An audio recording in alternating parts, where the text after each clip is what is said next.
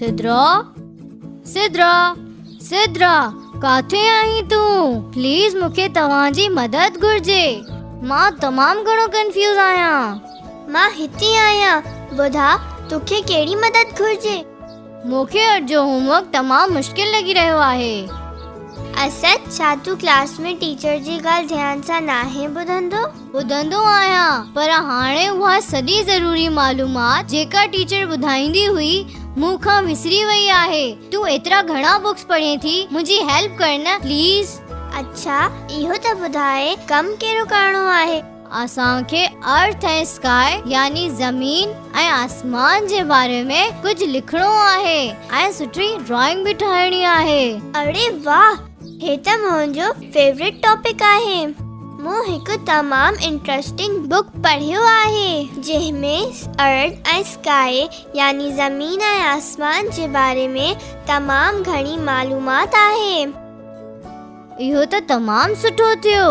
चङो, जल्दीअ सां तव्हां मूंखे इहो ॿुधायो त असां कीअं शुरू कयूं? पहिरियां त असां अर्थ जे बारे में इंफॉर्मेशन ऐं पिक्चर्स ॾिसंदासीं। इहा त मूंखे ख़बर आहे त असांजी अर्थ तमामु वॾी ऐं फ्लैट आहे, जहिड़ो की हीअ प्ले एरिया। न असद, असांजी ज़मीन फ्लैट न पर गोल आहे।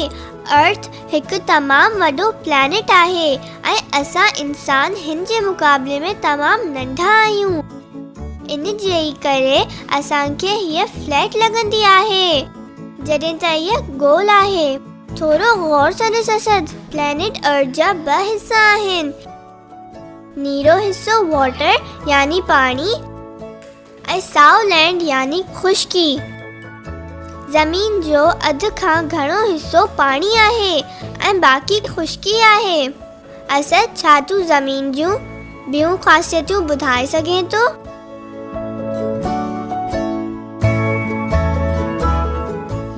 ज़मीन त ट्रीज़ हूंदा आहिनि ऐं हिल्स एंड माउंटेन वग़ैरह। सिर्फ़ इहो न, पर प्लेन्स यानी खुलियल मैदान बि। त इन जो मतिलबु इहो थियो त असां अक्सर करे घर प्लेन्स यानी मैदानी इलाइक़नि में ठाहींदा आहियूं। अचो, हाणे कुझु ॻाल्हि स्काई यानी आसमान जी बि थी वञे। छा तूं मूंखे ॿुधाए सघें थो आसमान में कहिड़ियूं कहिड़ियूं शयूं आहिनि?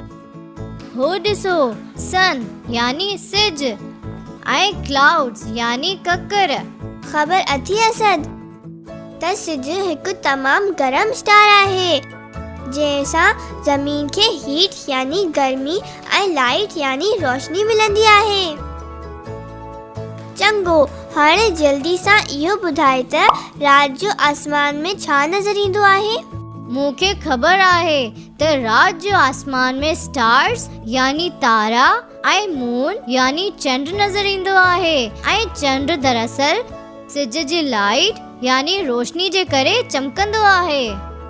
ऐं ॿी तमामु ज़रूरी इंफॉर्मेशन इहा आहे त ॾींहं जे वक़्तु चंड ऐं तारा ॿई आसमान में ई हूंदा आहिनि, पर सिज जी तेज़ रोशनी जे करे असां हिननि खे ॾिसी न सघंदा आहियूं।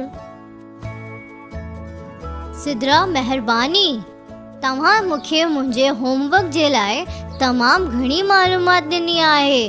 हाणे मां आराम सां पंहिंजो होमवर्क कंदसि। अच्छा, इहा ॻाल्हि आहे त जल्दी सां हिननि शयुनि जा नाला ॿुधाए जेके आसमान में मौजूदु हूंदियूं आहिनि। चंड, तारा, ककर ऐं सिज।